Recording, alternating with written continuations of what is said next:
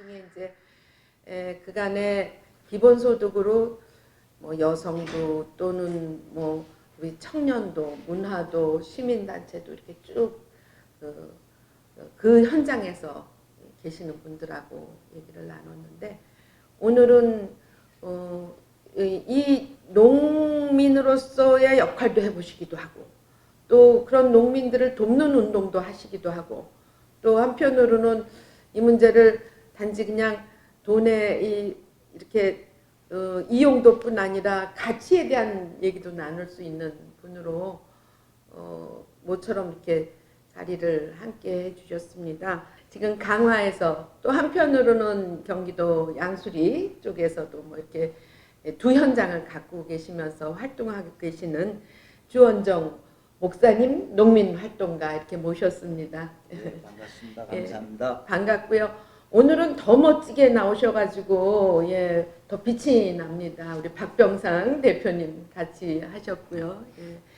우리 주 목사님이 지금까지 이런 농민 쪽 활동을 어떻게 하셨는지 잠깐 말씀을 좀 들어볼까요? 예, 저는 이제 청년 때 감리교 청년 감청이라 그러죠. 그 활동을 하면서 그 농업 문제에 대해서 관심을 기울이다가 85년도에 영월에서 처음으로 강원도 영월이요. 예, 농촌 목회를 이제 시작하면서 목회자들하고 그때 당시에 처음으로 그 농촌 목회자 회를 같이 조직하고 그 다음에 이제 농민 활동처럼 해왔죠. 그래서 영월군이 농민회가 없을 때 내려가서 농민회를 6년 동안 있으면서 농민회를 조직했고 또 여러 가지 뭐 그런 활동들을 하다가 우리 농축산물 먹기 국민운동이 그때 시작이 되면서 이제 우루과이 라운드가 제기되고 그래서 그 우루과이 라운드 반대 또 내지는 우리 농축산물 먹기 운동 그러면 또 그러면서 그때 비로소 소비자 조합에서 생협 활동이 됐어요.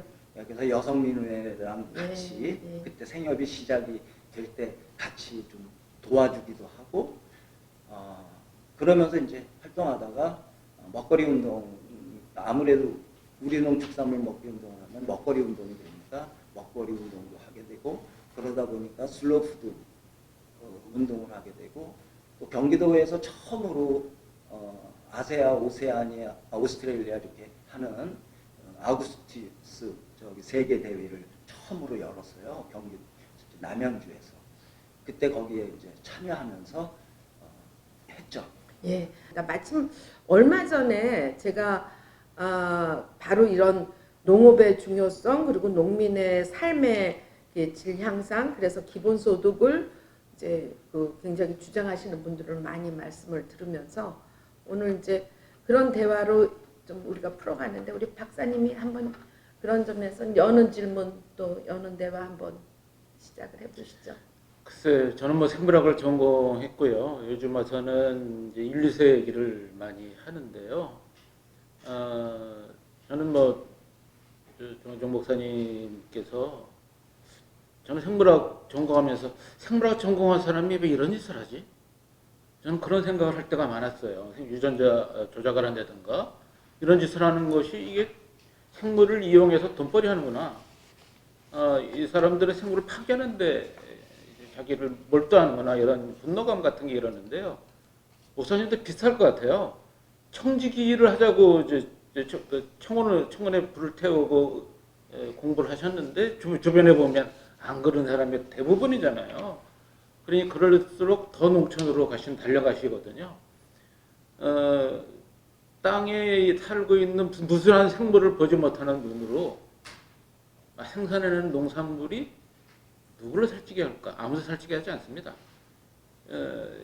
척추를 흔들고 뿌리가 호랑이 이제 곧 이민년이 이제 되겠지만 그게 상징하는 거는 뭐 민족 이런 것도 있겠지만 생태학의 지주예요. 호랑이가 살 수 있는 땅이었어요. 여기는. 그래서 쫙 안정적인 생태계를 가지고 있었던 건데 그러면은 일제가 지배할 수 없습니다. 일제가 와서 싹 죽여버렸거든요. 그다음부터 이제 용모양이 됐는데 지금 그런 일이 벌어지고 있어요. 농민들 스스로가 내가 그런 자긍심을 갖고 있지 못하거든요. 근데 그럴수록 그 알토란 같이 심지를 지키고 있는 분들이 현장에 있습니다. 우리가 쭉 봤던 30회, 올해 30회까지 가면서 봤던 분들이신데 저는 또 농촌에서 우리 정신적인 운동까지 하시면서 글이 하시는 분이 소중하다고 생각해요. 그분들의 힘을 잃지 않게 해주는 것 저는 기본소득이라고 생각하는데 기본소득이 딱 주어진다면 농촌이 어떻게 바뀔까? 사실 이게 궁금해요. 농민들이 말은 그렇게 하지만 사실 많이 좀 농민의 이제 봄 되면은 농촌에 그 비료들이 쫙 쌓여 있습니다. 다 이제 제가 원치도 않은데 안 쓰면 농협비 갚아야 되거든요. 물론 다 그런 건 아니겠지만 그래서 농촌 현실이 어떤지 우리가 말은 이렇게 해도 도와주고 싶고 뭐 하고 싶은데 어떻게 해야 되는지 어떻게 호흡을 해야 되는지 잘 몰라요. 그러니까 그런 얘기, 현장에 있으시니까 그런 얘기 하시면 우리가 도움도 많이 될 거예요. 시작하면서 제가 조금 딱딱하지만 원론적인 얘기들을 농업에 대한 원론, 기본소득에 대한 원론에서 이제 제가 말하고 싶은 게 이제 그런 거예요. 그러니까 우리 기본소득에 있어서 그런 말씀을 하세요. 기본소득을 하다 보면 말이 마차를 끌어야 되는데 마차가 앞서 있다. 이제 그런 얘기들을 비유적으로 할 때가 있거든요. 근데 그거는 이제 저는 사회적 경제라든가 이런 여러 군데에서 아까 말씀하신 교회도 이게 거꾸로 되면은 안 되잖아요. 마차가 갈 수가 없듯이. 그랬을 때 이제 기본소득에 있어서 이제 그거를 분류를 할 때 이거를 논쟁을 할 때 두 가지로 나눠요. 하나는 윤리적 관점, 하나는 기술적 관점이라는 말이죠. 그러니까 윤리적 관점은 가치적으로 다 정당한가라는 것을 보면 두 번째 기본소득의 문제는 과연 이게 현실성이 있는가, 어떻게 해야 하는가라고 봤을 때 그래서 저는 아무래도 아까 말씀하신 것은 목사가 되다 보니까 윤리적 부분들에 더 관심을 많이 기울이게 되는 부분들이 있는 것 같아요. 근데 거기서 제가 제일 목사로서 주장하고 싶은 것은 기본소득은 어려우니까 국민들에게 나눠주는 거다라는 게 아니다. 모든 국민들은 태어날 때부터 우리 옛날에 그런 얘기 했잖아요. 자기 먹을 거 자기가 갖고 태어난다. 사실은 그렇거든요. 그게 하나님의 뜻이고 그런데 그것이 일부에게 독점이 되고 그것이 불평등하게 나눠지다 보니까 지금 문제가 있다는 거죠. 그랬을 때 그런 문제를 어떻게 하면 정당하게 가져갈 건가. 그래서 저는 기본소득을 주장하는 것 가운데 자본주의적인 우파가 있고 좌파도 있고 그러는데 이게 누구에 의해서 주어지느냐. 지금 시장 문제가 되니까 야 이거 소비가 뭐 생산은 많이 되는데 시장 안에서 유통 문제나 이런 것들이 안 되니 그 국민들에게 기본소득을 나눠줘서 상품을 많이 사야 기업이 운영된다 이런 논리도 있지 않습니까? 기본소득에. 그렇게 되었을 때 주어지는 것은 제가 이런 말씀드리면 어떻지만 그건 개와 돼지가 될 수도 있다. 물론. 하지만 국민이 내가 권리로서 기본소득을 주장하고 그거를 우리 국민들 스스로 그 기본소득을 만들었을 때는 권리로서 정정당당한 권리로서 대우받으면서 하는 기본소득이 있다. 이런 거 하나 하고요. 이게 좀 길어지는데 농업에 대해서도 얘기한다면 농업이라는 것은 아까도 말했죠. 식량이다 뭐 여러 가지 있지만 이게 옛날 같은 경우에는 굉장히 일반 상품하고는 좀 달라요. 한꺼번에 출하가 되거든요. 이게 계획이 돼서 뭐 1월달, 2월달, 3월달 요즘에는 뭐 딸기나 이런 거는 그런 것들이 가능한데 시설 채소나 이런 것. 근데 원래 전통적인 거는 가을에 한꺼번에 나온단 말이죠. 그러니까 이게 그러다 보니까 값도 안 되고 뭐 이런 여러 가지 문제가 있어요. 그래서 모든 세계 어떤 나라든 농업은 농민이 책임지는 게 아니라 이거를 갖다가 수레바퀴에 받기에 하나는 농민이면 하나는 정부다. 그거를 잘하는 국가가 선진국이에요. 대표적으로 유럽이죠. 맞아요. 그러니까 이런 농업의 특성이나 이런 것들을 간과하고 그냥 눈앞에 보이는 어떤 소득 문제라든가 이런 것만 보면 기본소득이나 그 농업 문제나 좀 본질적인 문제들을 잊어버리게 되지 않을까 하는 그런 뜻에서 말씀드립니다.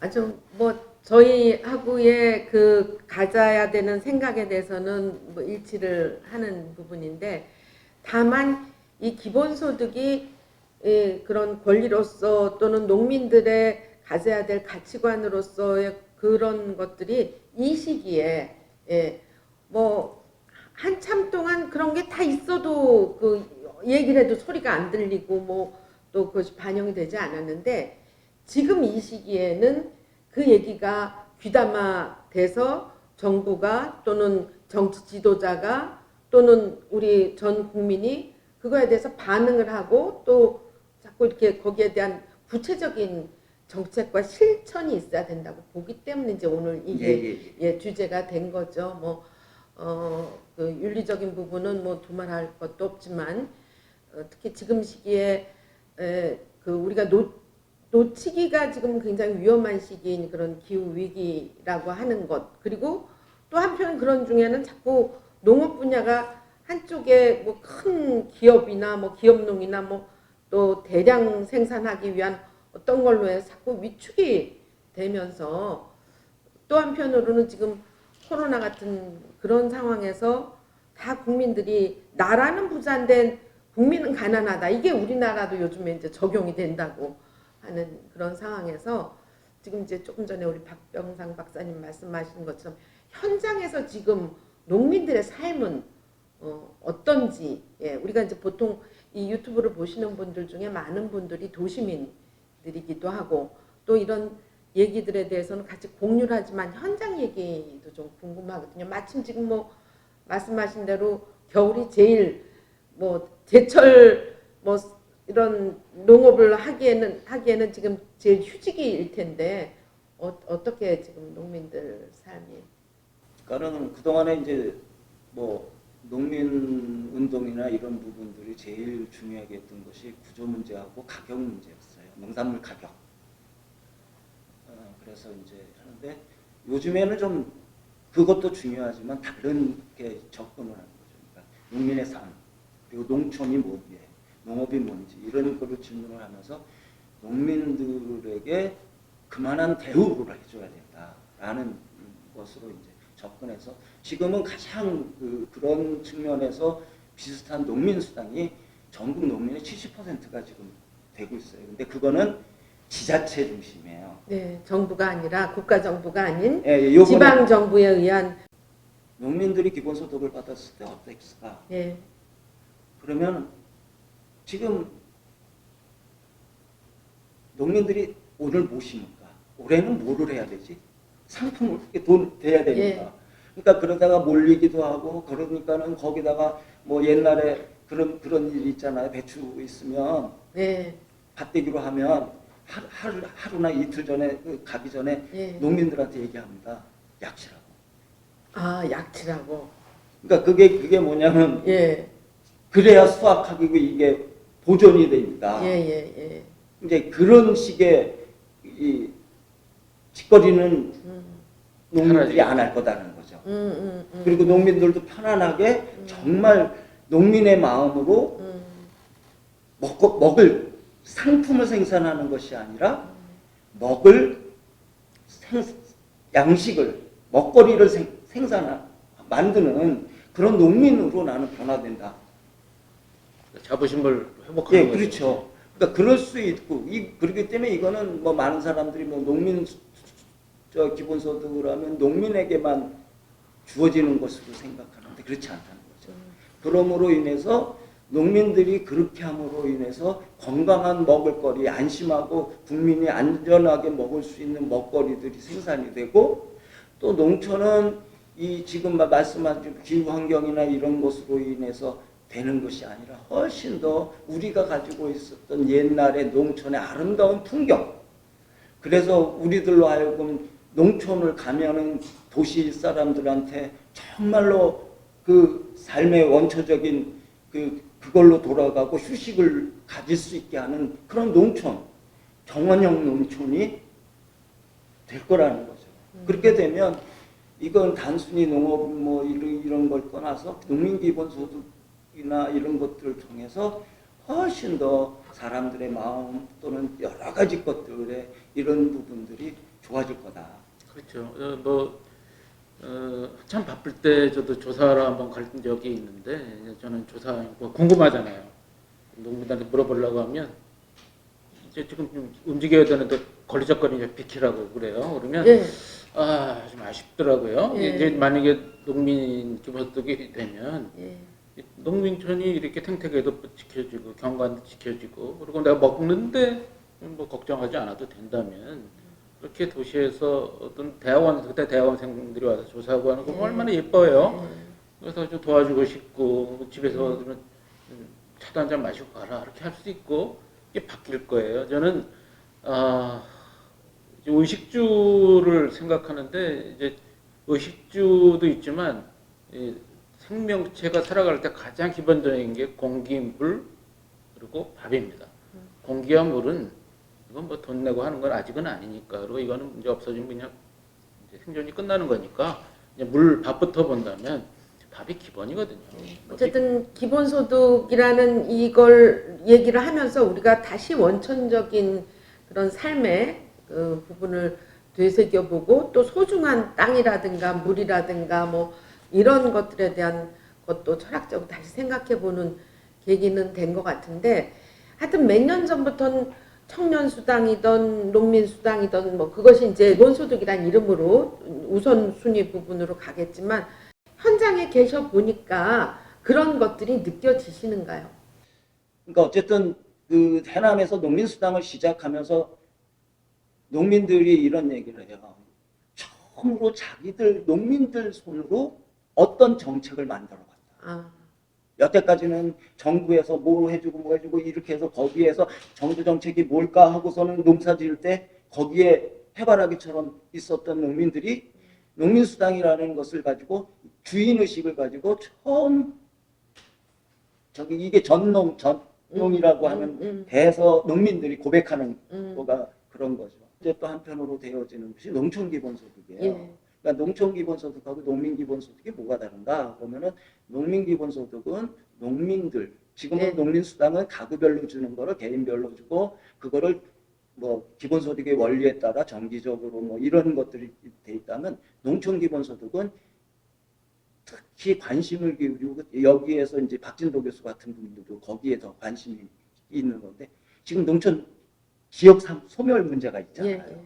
예. 농촌 이 지역 소멸 문제를 해결하는 것의 관점이 조금 더 농촌 기본소득이 있고 농민 기본소득은 농민의라는 그 삶을 하는데도 조금 그런 포인트가 조금 다른 부분들이 있습니다. 중요한 포인트를 지적해 주신 것 같아요. 해남에서 농민들이 이제 내가 정책을 결정해서 스스로 땅에 내가 뿌리가 박혀 있는 땅에서 내가 스스로 할 수 있다는 걸 알기 시작했다는 거. 그전에는 그거 알지도 못했잖아요. 이제는 기본소득이 된다면 농촌이든 농민이든 그 농민들이 농촌에 모여서 협의를 해서 어떤 걸 계획을 끌어온다면 그 다음에 정말 해남에는 이게 우리의 상품이야. 먹으려면 와야 돼 하는 식의 자존심이 살 것 같아요. 기본적으로. 그렇죠. 강화는 강하고 해남은 해남이고 강진은 강진이고 경기도 전체 뭐고 이런 것. 그러지 않다 보니까 요즘 뭐 이상한 것들이 다 들어와가지고 우리 식탁을 혼란시키고 있거든요.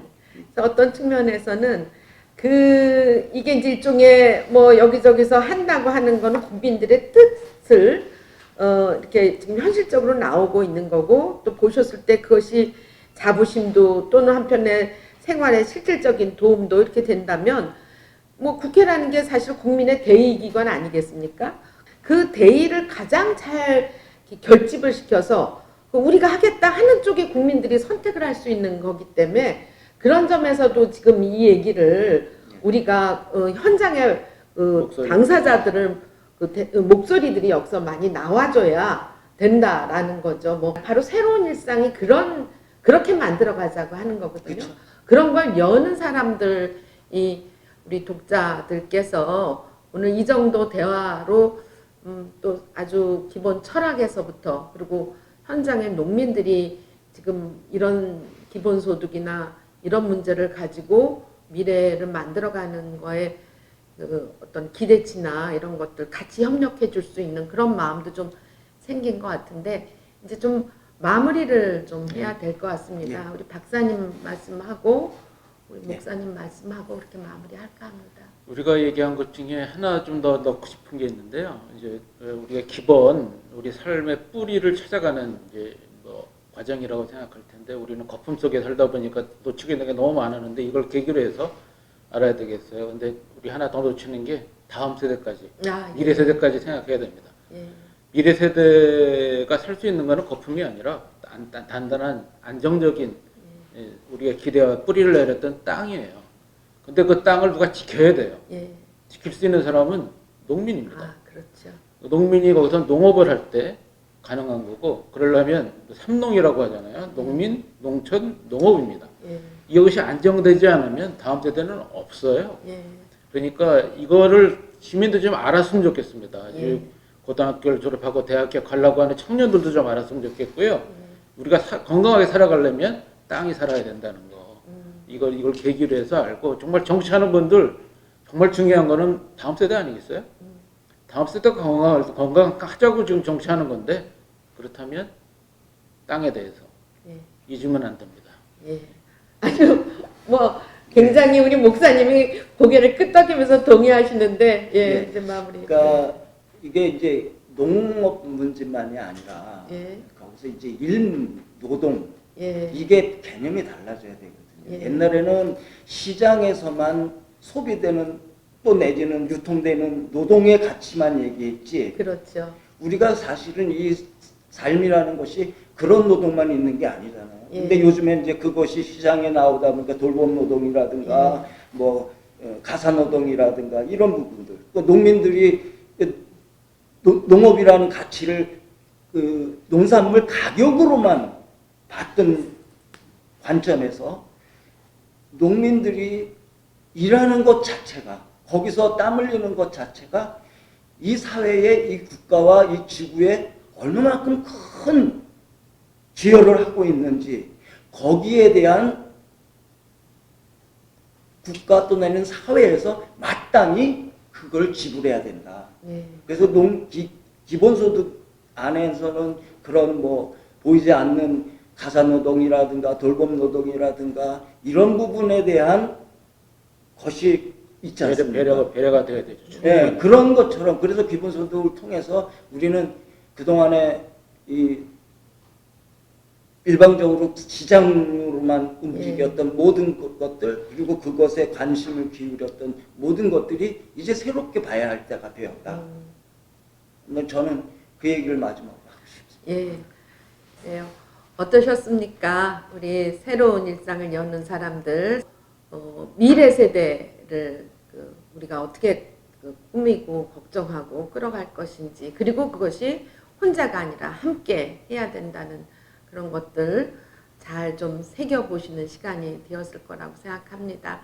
오늘 이렇게 먼 길 달려와 주신 우리 주원정 목사님 앞으로도 농민들과 함께 기본이 되는 그런 그 활동 꾸준히 잘 해주시고 또 언제든 저희들이 필요하면은 유튜브에 또 모셔서 그 얘기를 나눠보도록 하겠고요. 농업 문제, 노동 문제 이런 부분에 대해서 귀 기울여 주시고 또 이것들도 좀 많은 사람들과 나눌 수 있게 해주셔서 정말 감사합니다.